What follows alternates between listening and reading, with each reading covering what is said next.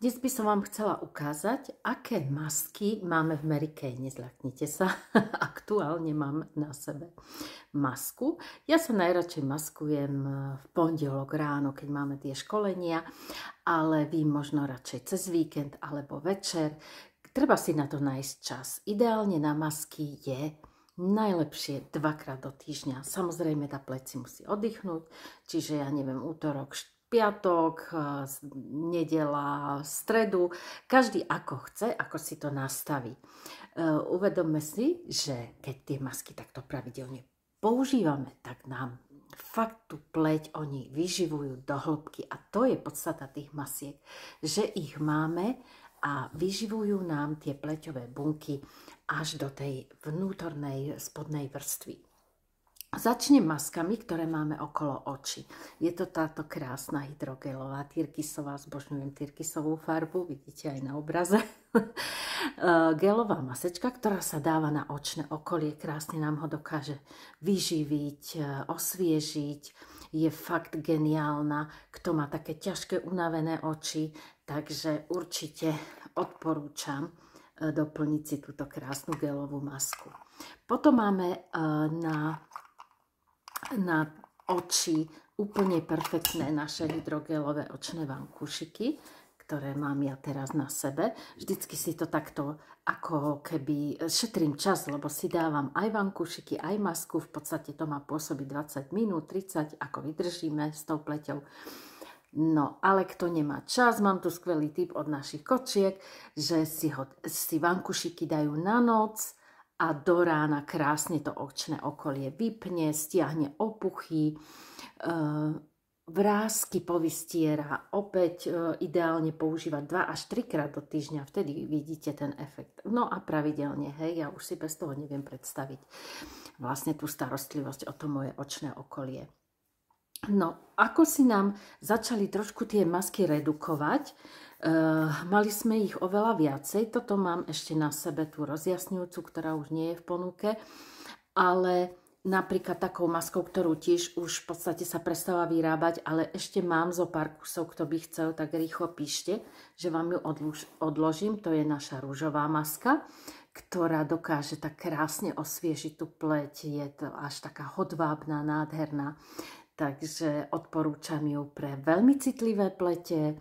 Kto potrebuje takéto osvieženie, mať pocit takej voňavej masečky, lebo obsahuje vlastne ona výťažky z rastlín, ako všetky naše produkty, plus z orchidei, myslím. Podobný štýl ílovej masky je táto naša, ktorú verím, že nevyradia z ponuky, pretože je vhodná najmä pre mladých, na akné, to ako potrebujete naozaj, to vám dokáže prečistiť tú pleť do hĺbky. Odporúčam ju aj novým dievčatám, ktoré nemajú vlastne tie pory tak dobre prečistené, takže na začiatok určite začať s touto maskou. Ja sama osobne ju raz do týždňa používam, pretože som v mladosti mala masnú pleť, tie pory mám také väčšie a tá maska mi pomáha stále v podstate spriechodňovať tie pory. Takže nebojte sa toho aj vo vyššom veku na tú detoxikáciu a vyčistenie pleti. Pri akné fakt dokáže pomáhať a zabudla som ešte, že som si spomenula na čierne bodky. Najlepšia maska na čierne bodky na vytiahnutie. Zase pravidelne používať.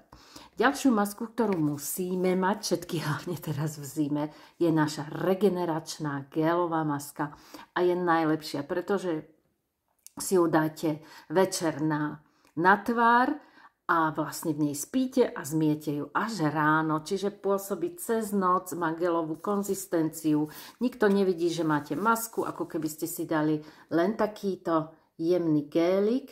Hej, ja vám takto trošku ukážem, rozotriem si to teraz na ruku a je protivrásková, regeneruje, hydratuje do hĺbky, osvieži vás. Fakt ju používajte 2-3 krát do týždňa, každý druhý, tretí deň, najmä veľmi, veľmi suché plete, ktoré máte v tom vyššom veku určite Dokonca máme taký typ, ak máte veľmi suché vlasy, tak aj do končekov vlasov si ju dáme, necháme niekoľko hodín pôsobiť a potom zmieme, tie vlasy dostanú taký reštart. Takže naša geniálna, univerzálna gelová maska musí byť. Kto má záujem, mám ešte v podstate pár kusov takých mini cestovné balenie, že rúžová a gelová maska spolu. Ak teda sa bojíte a chcete ju len vyskúšať, tak odporúčam aj takéto mini balenie. No a teraz prechádzame k tým luxusnejším maskám. No, táto takisto nie je v ponuke, ale u mňa na sklade sa zo pár kusov nájde. Je nádherná hydratačná maska látková. Ak ste to videli, počuli, sú to masky tu v tom balení 8 kusov a vyslovene sa to používa tak, že tá tekutina sa vlastne priamo vstrekne do tej masky, potom sa nanesie na tvár a krásne to necháme pôsobiť. Normálne to tú pleť tak vyliftuje, vyhydratuje. V zime tá pleť je veľmi namáhaná tými prechodmi, ja to stále opakujem, keď vyjdete z tej vykúrenej miestnosti vonku a zase naspäť niekoľkokrát, tak tá pleť naozaj trpí a potrebuje zvýšenú dávku hydratácie.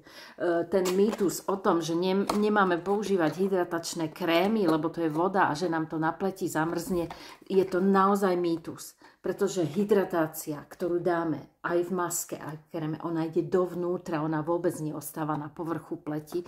A krémik, ktorý má také olejové zložky, nám presne urobí takú bariéru a ten mráz tam jednoducho neprenikne. To je mýtus, ktorého sa netreba držať a treba tú hydratáciu celoročne.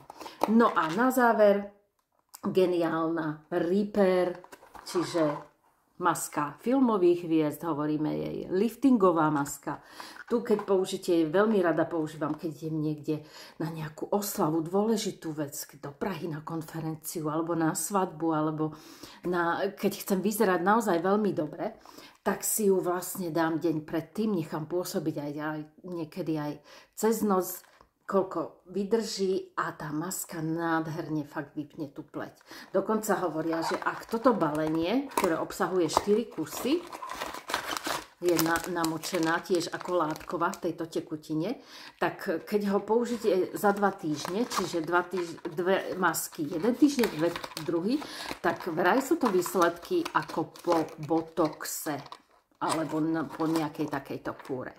Takže odporúčam masky naše geniálne, dávajte si. Keď chodíte ku kozmetičke raz do mesiaca, to je taký len oddych, relax. A chceme vidieť skutočné výsledky na pleti, tak treba masky používať a naša super séra, masky 2 až 3 krát do týždňa a ostatné produkty takisto.